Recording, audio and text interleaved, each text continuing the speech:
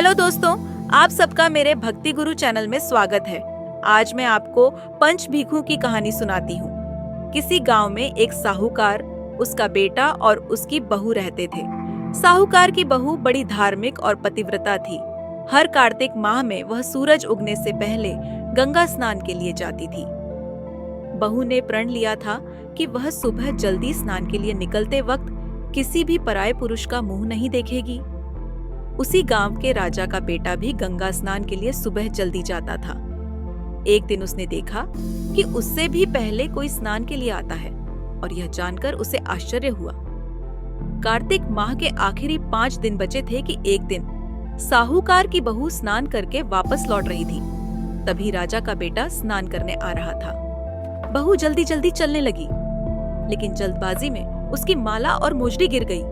राजा के बेटे ने माला और मोजड़ी उठाई और सोचा कि जिसके पास इतनी सुंदर माला और मोजड़ी है, वह खुद कितनी सुंदर होगी। उसने पूरे गांव में मुनादी करवा दी कि जिसकी यह माला मोजड़ी है, वह 5 रात मेरे पास आए। साहूकार की बहू ने यह सुनकर कहलवा दिया कि वह 5 रात आएगी, पर एक शर्त है, उसे साख भरने, सत्य की रक्षा के लिए कोई जरूर बैठा देना। राजा के बेटे ने एक तोते को पिंजरे में बंद कर गंगा किनारे पेड़ पर टांग दिया ताकि बहू के आने की गवाही दे सके।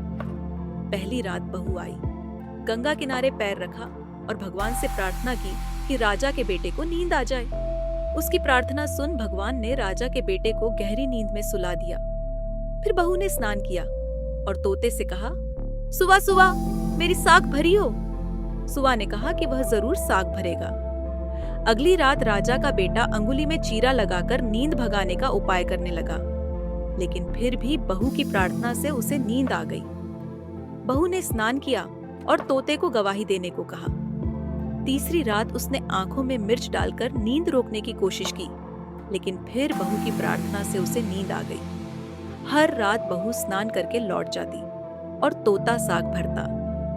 5वीं और आखिरी रात राजा के बेटे ने अंगीठी रखकर नींद रोकने का प्रयास किया, लेकिन बहू के भगवान से प्रार्थना करते ही उसे फिर से नींद आ गई।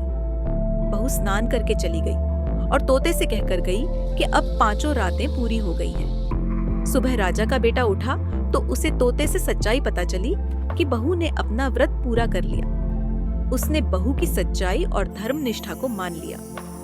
कुछ समय बाद राजा के बेटे को पाप का फल मिला और वह गंभीर रोग से पीड़ित हो गया।